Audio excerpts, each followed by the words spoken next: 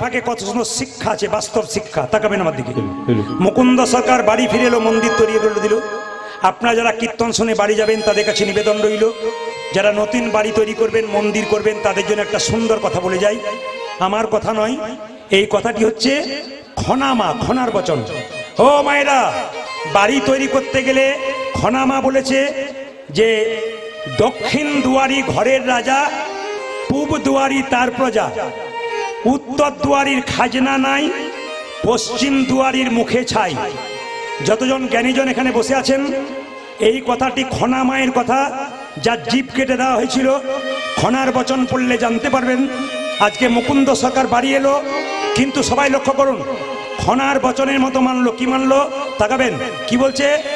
বলছে দক্ষিণ দুয়ারি ঘরের রাজা, পূব দুয়ারি তার প্রজা, উত্তর দুয়ারির খাজনা নাই, পশ্চিম দুয়ারির মুখে ছাই। যদি বাড়ি কোনোদিন কেউ করেন, তবে দরজাটা দক্ষিণ দিকে করলে আপনার ঘরটা রাজার ঘর হয়ে যাবে। কারণ দক্ষিণ দিকে কোনো ঝঞ্ঝা নাই, সবসময় সুসুর করে সুন্দর হাওয়া দেয়।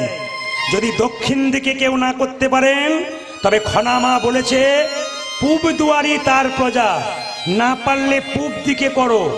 উত্তর দিকে দরজা করলে খাজনা দেবার পয়সা থাকে না, অভাব বেড়ে যায়। পশ্চিম দুয়ারের মুখে ছাই, তার মানে পশ্চিম দিকে দরজা করলে কি হয় মা? ঝড়ঝঞ্ঝা পাবার সুযোগ থাকে। আবার তাকাবেন, বাড়ি তৈরি করেছেন, মন্দিরটা কোথায় করবেন? বাড়ির ভেতরে মন্দির কোথায় করবেন? যে যেখানে বসে শুনে রাখুন, ঈশান কোণে বাড়িতে মন্দির করতে হয়। ঈশান কোণ কাকে বলে? পূর্ব, উত্তর কোণটাকে ঈশান কোণ বলা হয়। সাবধান থাকবেন, যতজন কীর্তন শুনতে এসছেন, বাণীগুলো শুনে নেবেন, জীবনে ব্যবহার করবেন, শিখবেন।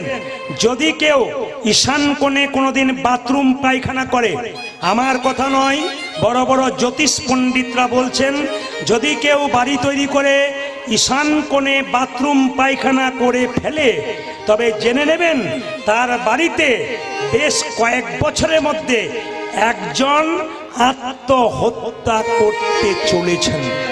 তাই বারবার বলবো, অনেকে প্রশ্ন করতে পারেন, প্রদীপ বাবু আমার বাড়িতে ঈশান কোণে পায়খানা ঘর, তাহলে এখন করব কি? আমার তো জায়গা নাই। জ্যোতিষ বন্ধু আমার প্রচুর আছে, তাদের সঙ্গে প্রায় দিন আমার আলোচনা হয়। বললাম তাহলে কি করা যায়?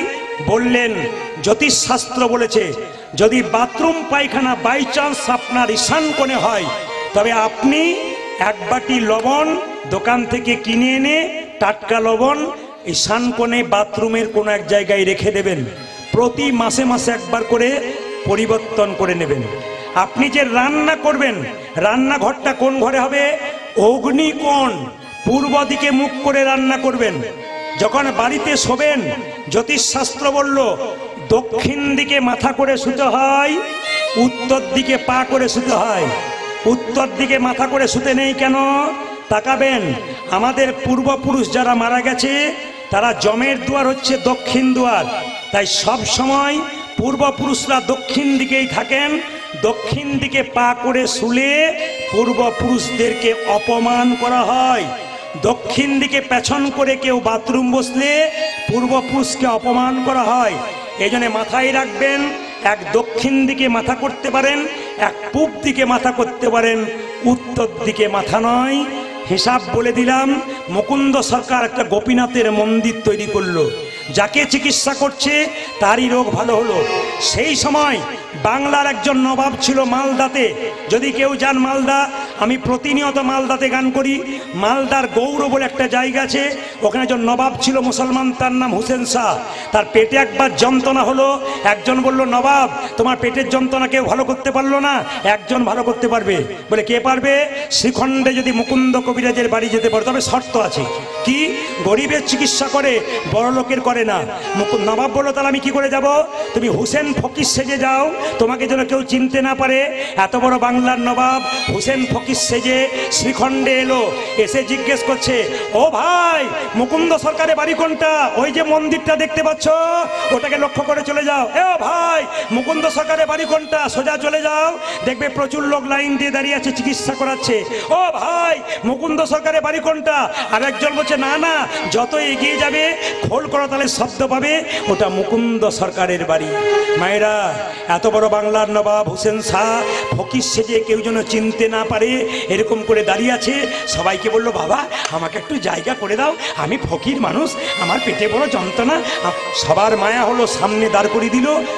মুকুন্দ সরকার তখন তুলসী পত্র দিয়ে গোবিন্দের চরণ সেবা করছে।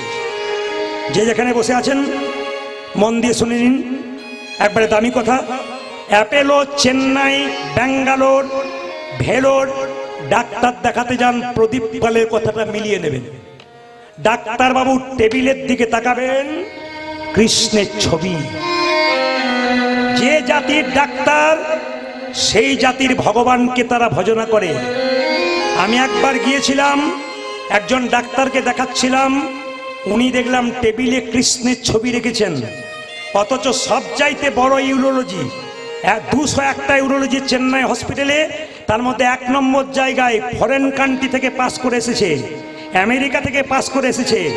সেই ব্যক্তি চিকিৎসা করবার আগে কৃষ্ণের চরণে তুলসী পত্র দিয়ে চিকিৎসা করছে। লজ্জা লাগা উচিত আমাদের। একটু MA পাস করে হাত তুলতে লজ্জা করে, ঘৃণা হওয়া দরকার। শিখে নিন ওদের কাছ থেকে, ওরা কি করলেন আর আমরা কি করলাম। অনুকূল ঠাকুর এত বড় হলো কেন? দীক্ষা কারো কাছে নাই, তার মায়ের কাছে নিয়েছিল। স্যার আইজাক নিউটন এত বড় বিজ্ঞানী, ভগবান বিশ্বাস করেছিল। আইনস্টাইন বিখ্যাত বিজ্ঞানী, জীবনে আমিষ খায় নাই, চিরকাল নিরামিষ খেয়েছে। সচিন টেন্ডুলকরের ওপরে একজন ব্যাটসম্যান হয়ে গেল, তার নাম বিরাট কোহলি। যারা পড়াশুনো করছেন দেখছেন তারা দেখে নেবেন, বিরাট কোহলি এবং অনুষ্কা স্বামী স্ত্রী দুজনে মিলে নিরামিষ খায়। অনেকে বলে নিরামিষ খেলে দুর্বল হয়ে যাবে, ওদের কাছে শিখে নিন, নিরামিষ খেয়েও পৃথিবীর 1 নম্বর ব্যাটসম্যান হয়ে গেল, যার হাতের জোরে বারবার 6 মারতে পারে। ভুল সিদ্ধান্ত নেবেন না, ঠিক সিদ্ধান্ত নেবেন। কেন? নিরামিষ খাবার জন্য শরীরটা তৈরি হয়েছে, আমিষ খাবার জন্য নয়। যে যত খায়, যে যত ভোগী সে তত রোগী, আর যে যত ত্যাগী সে তত নিরোগী। মায়েরা, নবাব হোসেন শাহ যেই না দাঁড়িয়ে আছে, মুকুন্দ সরকার গাইছে আর নবাব শুনছে। কি সুন্দর গাইছো, মুকুন্দ গাইছে। ওগো প্রভু, আমি তোমাকে সোনার মন্দির তৈরি করে দিতে পারলাম না, মন মন্দিরে রাখবো। নবাব শুনছে আর মুকুন্দ গাইছে, আমার মন মন্দিরে তুমি মদন মোহন দাঁড়াবে গো আসি ডাকিয়া। আমার মন মন্দিরে মদন মোহন দাঁড়াবে গো আসি ডাকিয়া।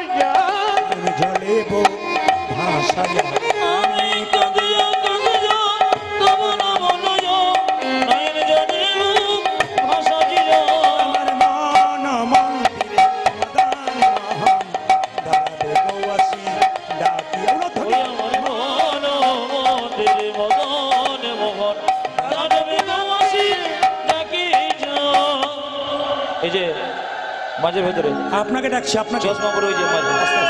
আস্তে আস্তে আপনাকে এই যে আপনাকে ওই যে মাঝে ভেতর বসে ওই যে ওইদিকে তাকাচ্ছেন, আপনাকে ডাকছি। চশমা পরে যে আপনাকে ডাকছি, আপনাকে এদিকে শোন, এদিকে শোন, আপনাকে ডাকছি, আপনাকে ডাকছি, এদিকে শোন। আপনাকে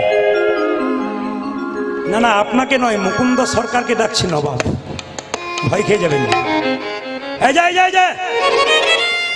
তোমাদের সবচাইতে গরিব কে? এই যে বাবা। কি নাম তোমার? আমার নাম হোসেন ফকির। বাহ, এখানে জাতির কোনো বিচার নাই। কই দেখি জামাটা খুলে ফেলো তো। নবাব মনে মনে ভাবছে আমি তো ছদ্মবেশে এসেছি, ফকিরের সাজে, তুমি আমায় চিনতে পারছো না, জামা খুলতে বলছো। যদি খুলে দিই আর যদি আমার রোগ ভালো না হয় তাহলে দেখবে তোমার কেমন হয়। এই যে কি ভাবছো, হাজার লোক লাইন দিয়ে আছে। আরে জামাটা যে না ভয়ে জামাটা খুলেছে নবাব, মাটির বারান্দাতে গড়াগড়ি দাও। নবাব মনে মনে ভাবছে কালের কাল বর্ষাকাল, হরিণে চারটে বাঘের গাল, নেহাত বেকায়দায় পড়েছি। আরে বাবা, আমি সোনার পালঙ্ক ছাড়া শুই না, আমাকে বলছে মাটির বারা। আরে ভাবছো কি গড়াগড়ি দাও। যেই না নবাব গড়াগড়ি দিয়েছে অমনি চমকে উঠে বলল, কবিরাজ কি তোমার এখানে ওষুধ দেওয়া থাকে নাকি? বলে কেন গো? যেই না আমি গড়াগড়ি দিলাম আমার অর্ধেকটা পেটের রোগ ভালো হয়ে গেল। মুকুন্দ বলল, সবাইকে দিতে দিতে এক আধটু পড়ে যায়, তোমার হয়তো কাজে লেগে গেছে। ওই দেখি হাঁ করো তো। যেই না নবাব হাঁ করেছে, মুকুন্দ সরকার ওষুধ দিয়েছে আর নবাবের পেটের যন্ত্রণা ভালো হয়ে গেছে। কি শিখলেন? যেই না মাটিতে গড়াগড়ি দিল অমনি নবাবের অর্ধেক পেটের যন্ত্রণা ভালো হয়ে গেল। তত্ত্ব কি বলল? ভক্ত পদ ধুলিয়ার ভক্ত পদ ভক্ত ভক্ত শেষ হয় তিন মহাব। যেখানে হরিনাম হয় সেই জায়গায় কোনো ভক্ত যদি কীর্তনের শেষে একবারে হাগৌরি বলে গড়াগড়ি দিতে পারে, তার শুধু দেহ রোগ দূর হয় তা নয়, তার ভব রোগ দূর হয়ে যায়। তাকাবেন আমি শুধুমাত্র প্রত্যেকটা উদাহরণের দ্বারা বলে দিই, আপনারা শুনবেন। আমি কয়েকদিন আগে হুগলিতে গান করছিলাম, মায়েরা গানের বাসাতে যখন বসে আছি, তিনটে মেয়ে 4 চাকা থেকে নেমে খালি বাড়ির লোককে খোঁজ করছে, প্রদীপ বাবু কোথায় আছেন।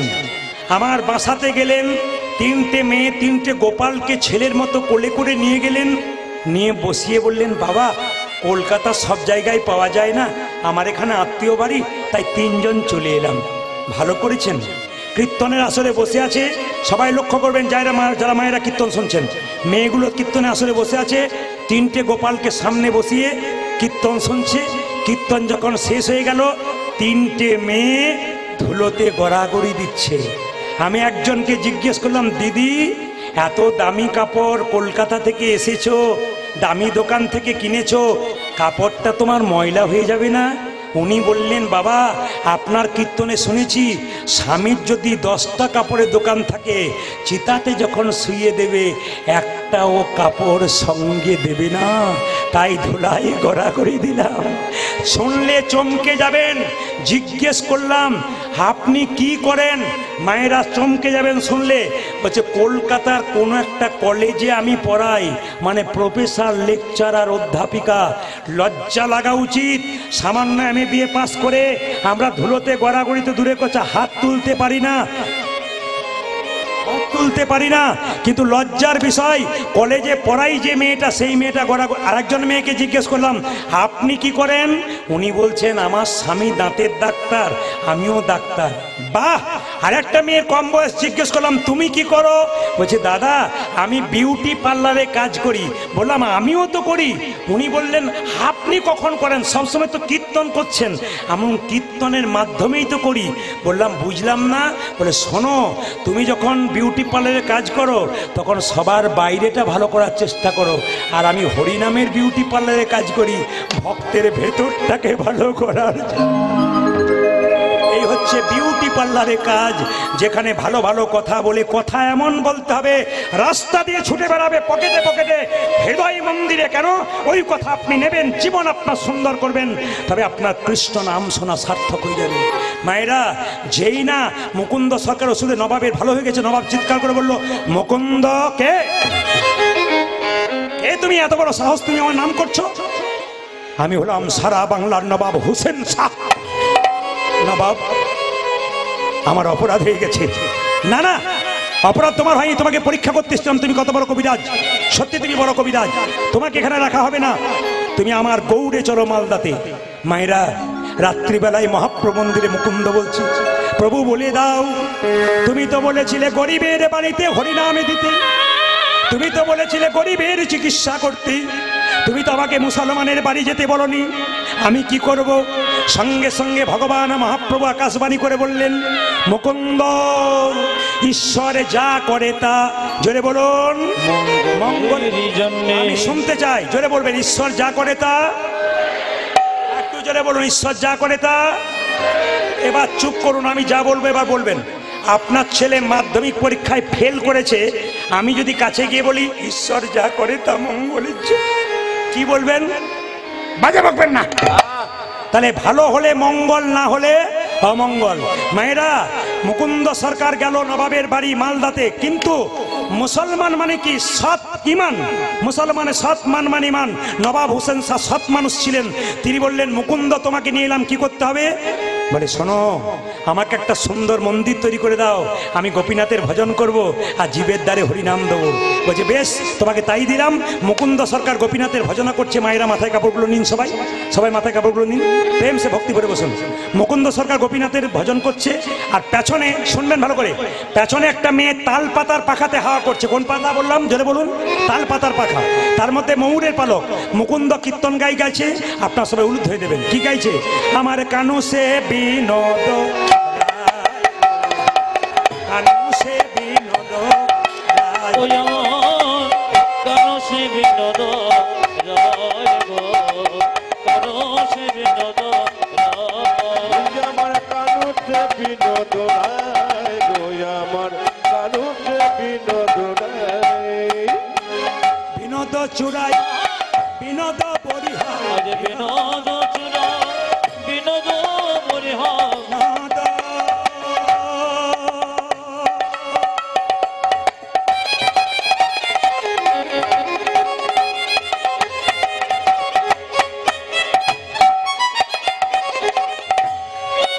ও সেই বিনোদ চূড়া, বিনোদ পরিহার, পরিহার বিনোদ উড়িছে তাই গো, বিনোদ জুড়েছে গাওয়ায়। উদাজ কানু সে বিনোদ রায় গো, আমার কানু সে বিনোদ রায়। আমার কানো সে বিনোদ রায় গো, কানো সে বিনোদ রায়। বিনোদ ললাটে বিনোদ তিলক, বিনোদ বিনোদ সাজে, আমার বিনোদ ললাটে বিনোদ তিলক, বিনোদ বিনোদ সজে। বিনোদ ললাটে বিনোদ তিলক, বিনোদ বিনোদ সাজে। উদাজ বিনোদ ললাটে বিনোদ তিলক, বিনোদ বিনোদ সাজে। বিনোদয় ধরে বিনোদ মুরলী, আমার বিনোদয় ধরে বিনোদ মুরলী, বিনোদয় ধরে বিনোদ মুরলী, উদাজ বিনোদ ধরে বিনোদ মুরলী। বিনোদ বিনোদ বাজে গো। বাজে বিনোদ বিনোদ বাজে। আমার কানো সে বিনোদ রায় গো, কানো সে বিনোদ তুই রায়। আমার কানু সে বিনোদ রায় গো, আমার কানু সে বিনোদ রায়। আমি শুধু কীর্তন করছি তা নয়, আপনাদের কপালের দিকেও তাকাচ্ছি। হ্যাঁ, না না, কপালটা দেখছি না, কার ভালো কার মন্দ তা দেখছি না, আমি কপালটার দিকে তাকাচ্ছি। বাবাজি মহারাজের তিলক নিয়েছেন, একজন ভক্ত আছেন সামনে বসে তিলক নিয়েছেন, বাবা নিয়েছেন, অনেক মায়েরা নিয়েছেন, কিন্তু অনেকে নিতে পারেন নাই। প্রশ্ন করবেন, তিলক মালা নিলেই কি ভক্ত হওয়া যায়? না, বাজার থেকে কিনতে পাওয়া যায়, পড়লেই হলো না গো। তাহলে কি যারা পড়েছে তারা অন্যায় করেছে? পড়া দরকার আছে।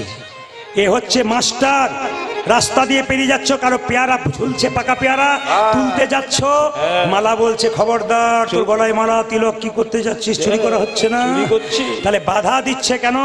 এগুলো বাধা দেবে, এগুলো মাস্টার, ওগুলো হচ্ছে মাস্টার। চলাকালীন কেউ পয়সা দিতে আসবেন না, এগুলো হচ্ছে মাস্টার। এবার বলে দি মায়েরা, তিলক আপনারা নেন নাই কেন আমি বুঝতে পারছি, লোকে পাচ্ছে কিছু বলে বলে। আমাদের ওখানে একটি মেয়ে 25 বছর বয়স, তাকাবেন, তিলক নেই, তিলক তিলক তো মালা নেই, তো পাশের বাড়ি 5টা মেয়ে বরাবরি করে, বাবারে দিদি হারাধনের বইয়ের কি ঢং দিদি, তিলক নিয়েছে মালা নিয়েছে, ভগবান বোধে আগেই পেয়ে যাবে। তবে শুনে রাখুন আপনারা, যারা এই সমস্ত মন্তব্য করে তাদের জন্য বলে রাখি, হাতি চলে বাজার, কুত্তা ভুকে হাজার। হাতি রাস্তা দিয়ে যায়, কুকুর ঘেউ ঘেউ করে, হাতি তার দিকে তাকাবে না। তিলক আপনারা কি নেবেন সবাইকে বলে যায়, এই যে তিলক দেখতে পাচ্ছেন, এই তিলকের জন্ম কোথা থেকে একটু সংক্ষেপে বলি। ভগবান কৃষ্ণের মাথা ব্যথা হলো, কোনো মতে মাথা ব্যথা সারছে না, তখন নারদ মুনি বলছে কিসে সারবে? কৃষ্ণ বলল মাথা ব্যথা সারতে পারে একটা উপায়ে, কি? যদি কোনো ভক্ত তার চরণের ধুলি দেয়। ও মায়েরা, 16,108টা স্ত্রী কেউ দিল না, শেষে গেল কার কাছে? তাকাবেন, রাধারানীর কাছে। রাধারানী বলল নারদ তোমার গলার কাপড়টা দাও, আমি চরণের ধুলি দেবো। যেই না চরণের ধুলিটা দিয়েছে, অমনি সোজা নিয়ে গিয়ে কি করেছে? গোবিন্দের মস্তকে দিয়েছে। রাধারানীকে নারদমুনি বলল কেউ ভয়ে দিল না নরকে যাবার ভয়ে, তুমি নরকে যাবে না? রাধারানী কেঁদে কেঁদে বলল আমি নরকে যাব, আমার গোবিন্দের তো মাথা ব্যথা ভালো হয়ে যাবে। ও মায়েরা, সবাই শুনে নিন, এই যে তিলক আপনারা করছেন, সবাই তাকাবেন, এই তিলকটা কিন্তু আপনারা করতে পারেন। কার তিলক? ব্রজগোপীদের চরণধুলি, রাধারানীর চরণধুলি। তিলকের দুটো দাগ, তাকাবেন আমার দিকে, সাদা তিলক আমার আছে, সাদা করুন কালো করুন একই মান। এই তিলকের দুটো দাগ, একদিকে ব্রহ্মা একদিকে মহেশ্বর, মাঝখানে ফাঁকাটা কি? বিষ্ণু। এখানে যে এইটা রয়েছে চিহ্নটা কি? তুলসী পত্র। এটাকে ভগবানের চরণ ধরলে এটাকে তুলসী পত্র ধরা হয়। যদি এটা তুলসী পত্র হয় কতটা দেবেন? একটা নাককে 4 ভাগ করার পর 3 ভাগ অংশ পর্যন্ত এই চিহ্নটা দিতে হয়। মায়েরা, আজ্ঞা চক্র এখানে আছে, তাই কেউ যদি তিলক করতে পারে তার মস্তিষ্ক ঠান্ডা থাকে।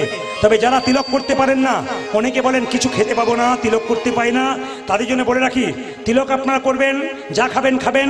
শাস্ত্র বলল তিলকের আসল রহস্য কোথায়? যদি কেউ আমাদের মতো তিলক করতে না পারেন, এক কাজ করুন, জল তিলক করুন। স্নান করবেন মায়েরা, দাদা ভাইরা, হাতে জল নেবেন, তাকান আমার দিকে, এই আঙ্গুলে করে হরে কৃষ্ণ মহামন্ত্র বলে এই যে তিলক করেছি, এরকম তিলক আপনারা করে নেবেন, এরকম ফোঁটা দিয়ে নেবেন, কেউ দেখতে পাবে না, আপনার অনুভব হবে জল তিলক হয়ে গেল। আপনি অজান্তে গোবিন্দের কৃপা পেয়ে গেলেন, কেউ কিছু বলবেও না। আপনার তিলক না হলো লাইনে দাঁড়াবেন, তবে তো ডাক পাবেন। আগে জল দিয়ে শুরু করুন, তারপর এক সময় দেখবেন আপনি নিজেই তিলক করতে শুরু করবেন।